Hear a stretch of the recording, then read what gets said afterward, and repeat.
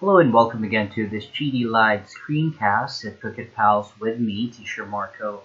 And we've come a long way. Today we are going to be discussing about another topic regarding testing basic English usage. So this is the 9th video. We're almost done with this particular series.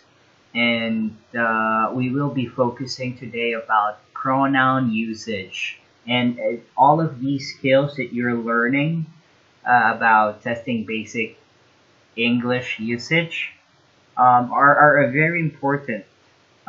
You will be able to utilize these skills when you're taking the GED test, specifically under the reasoning through language arts section.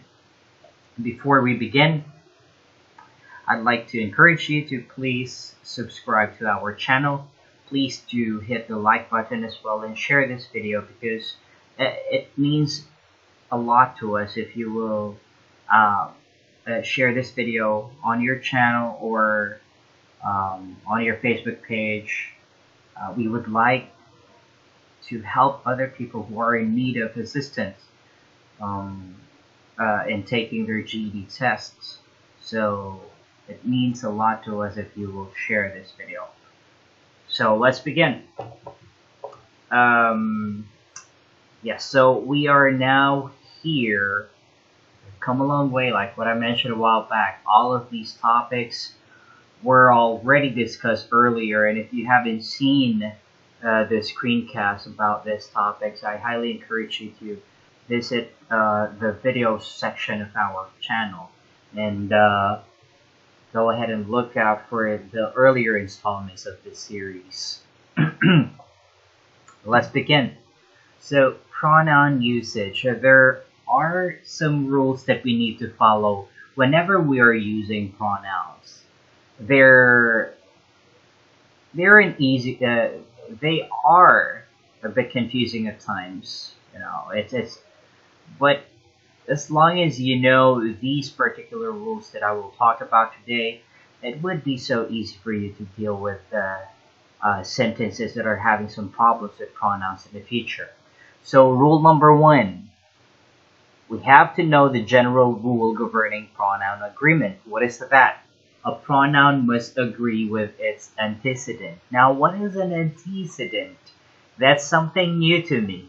An antecedent is usually a noun that the pronoun replaces. For example, you can replace Mrs. Hill with she or her, the students with they or them.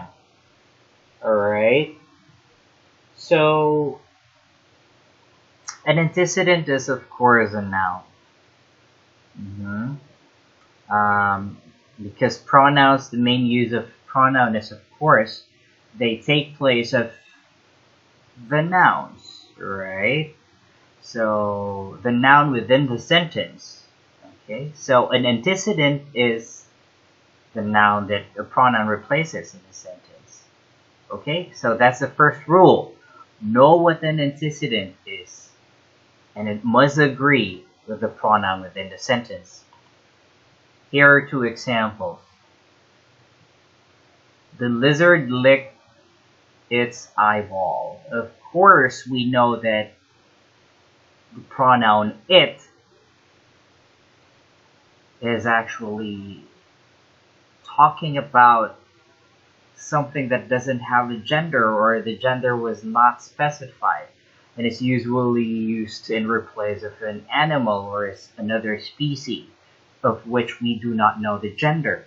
So in this case, the lizard is the antecedent, a singular antecedent, and it is a singular pronoun. Now, if we make this plural, lizards, then of course we change the pronoun. Okay, because the antecedent already changed. So in order for it to agree, we need to make the pronoun plural as well, because lizards now is in plural form, so we need a plural pronoun. Okay, so the lizards lick their eyeballs. Their eyeballs. Okay. Pronouns have to agree with their antecedent in number, like the earlier example. A plural antecedent takes a plural pronoun.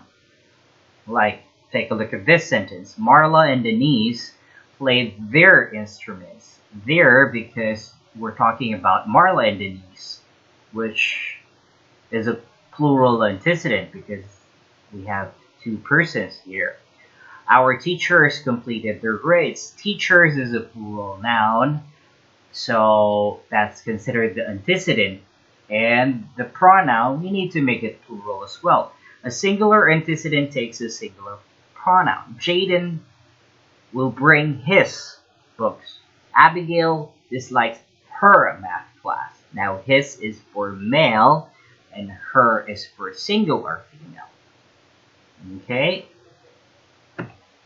Know the difference between these singular and plural personal pronouns. So, on this side are singular pronouns, while on this side are the plural pronouns. They, them, their, theirs, themselves. He, she, it, him, her, it, his, hers, its, himself, herself, itself, all of which are singular. Pronouns have to agree with their antecedent in person. First person, second person, or third person. Okay? So, all students should bring their books. Okay? So, what do we mean by first person pronouns? Okay? So, first person pronouns, okay, are actually I. In subjective case, you say I, alright, and for plural, use we. Okay, in objective case, we use me or my. Okay, so in this case, first person I, first person my. Okay, they must agree with their antecedent. I is considered the first person, so of course the following pronoun must also agree with the antecedent pronoun, so it should follow the first person objective case. Okay, students must agree with their. Okay. So,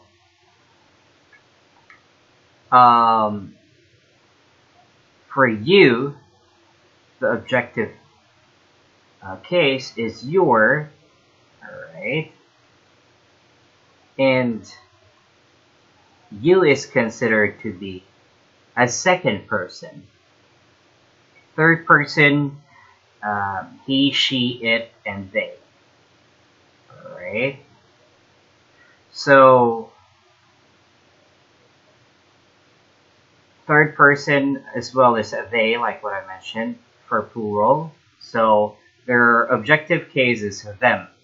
The class knows you. We're talking about class here, which is a plural third person.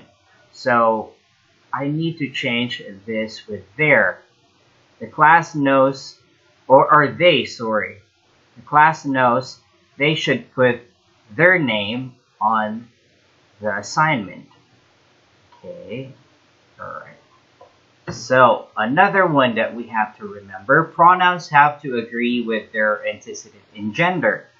We have the neuter here, or gender that we cannot identify. Masculine for male and feminine for female gender. Drake is a male, so we need to make use of his, because it's masculine. Oprah, we know, is a female, so we need to use her. Drake just released his new album. Oprah is always on the cover of her magazine. Also, we need to remember, with regard to gender, when the antecedent of a singular pronoun could be either feminine or masculine, use the phrase his or her. each musician played his or her solo. If using his or her sounds awkward, try making both the pronoun and its antecedent plural. Then all the musicians played their solos. It sounds better, right? Anyway, you're talking about a lot of musicians. Okay, so better yet, make them in plural form. Okay, one confusing thing that or a lot of my students are confused about whether to put an apostrophe before the S or no apostrophe. So there's a huge difference. Do not confuse the one with an apostrophe with the one that doesn't have. It's with an apostrophe means it is. Alright? Or it has. It's without an apostrophe means belonging to. It's a possessive form. Possessive pronoun.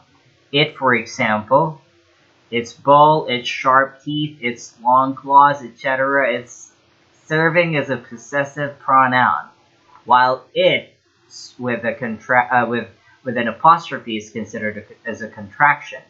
So possessive pronouns, unlike possessive nouns, do not need an apostrophe with the final S. Okay. So the conjunction can cause problems with pronoun agreement. Two or more singular things joined by and become a plural antecedent. Of course, we've talked about that in subject-verb agreement. So the new puppy and kitten have destroyed their owner's sofa. Because we're talking about two animals here.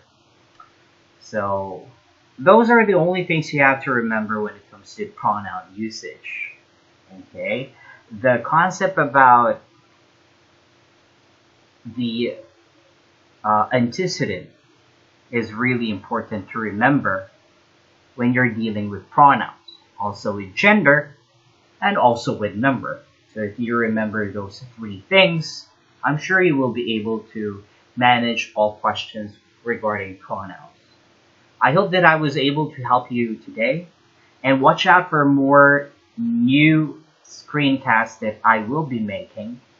There are still three or four remaining topics under this series. And please do watch out for upcoming new videos. And I want to thank you for your time, for spending a few minutes with me and listening to this lecture. And if you're interested about the programs that we are offering, I highly encourage you to visit our Facebook page. That's www.facebook.com/Phuket PALS, or go ahead and check our website. That's phuketpals.org. Thank you so much for listening, and have a nice day. Bye-bye.